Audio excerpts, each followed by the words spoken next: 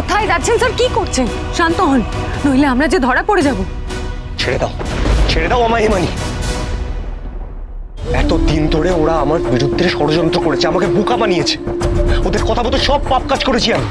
সেই পাপের শাস্তি ওদের পেতে হবে, আর সেই শাস্তি দেবো আমি। ওই সব কটাকে গুলি করে ঝাঁঝরা করে দেবো আজ। বোকার মতো কাজ করবেন না স্যার। গুলি করে ঝাঁঝরা করে দিয়ে কোনো সমস্যার সমাধান হবে না। এতদিন ধরে ওরা আপনাকে বোকা বানিয়ে এসেছে নিজেদের বুদ্ধি দিয়ে। এবার আপনাকে ওদের বোকা বানাতে হবে, আর সেটা বন্দুক দিয়ে না, বুদ্ধি দিয়ে।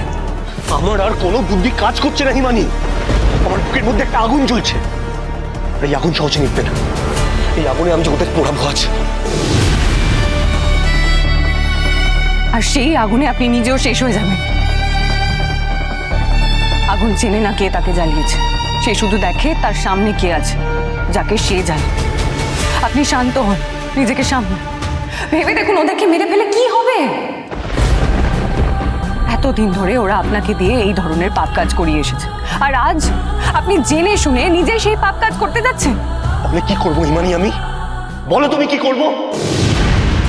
যে আমাকে এতদিন ধরে বোকা বানালো, আমার বিরুদ্ধে ষড়যন্ত্র করলো, তাকে আমি এমনি এমনি ছেড়ে দেবো? ছাড়তে কে বলেছে? বদলা তো নিতেই হবে। কিন্তু আপনিও খুব ভালো করে জানেন গুরুমায়ের আন্ডারে ঠিক কতগুলো গুন্ডা কাজ করে, এবং তারা সবাই শুধুমাত্র গুরুমায়ের কথা শুনে। তাই ওদের বিরুদ্ধে যাওয়ার জন্য আপনাকেও নিজের দল বানাতে হবে। সেই দল যারা আপনার জন্য নিজেদের প্রাণ পর্যন্ত ঝুঁকি নিতে ভয় পাবে না। দল? আমার দল? হিমানি, একটা দল বানাতে টাকা লাগে, আর এই সব টাকা তো ওই গুরুমার কাছে আছে। আমি এবার বুঝলাম ওরা এতদিন ধরে কিভাবে আপনাকে বোকা বানিয়ে গেছে। আপনি সত্যিই খুব সরল স্যার। আপনাকে কে বলেছে বলুন তো নিজের দল করতে শুধু টাকা লাগে? আসলে আপনি তো এতদিন শুধু টাকা দিয়ে লোক জড়ো করেছেন, তাই আপনি আর অন্য কিছু ভাবতে পারছেন। টাকার চেয়েও অনেক দামি ভালোবাসা।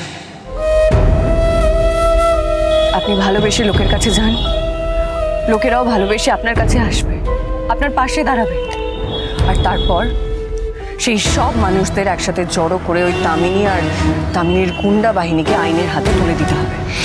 এটাই ওদের জন্য উচিত শিক্ষা হবে। কিন্তু খুব সাবধান, যতদিন না আপনার পাশে মানুষ জড়ো হচ্ছে ততদিন ওদের জানতে দেওয়া যাবে না যে আপনি সব জেনে গেছেন। তা না হলে ওরা ছলে বলে কৌশলে আপনাকে ঠিক মেরে ফেলবে। আর আমি চাই না আপনার কোনো ক্ষতি হোক স্যার। আপনি আমায় ভরসা করতে পারেন। যতদিন আমি আপনার পাশে আছি ততদিন আমি আপনার কোনো ক্ষতি হতেও দেব না।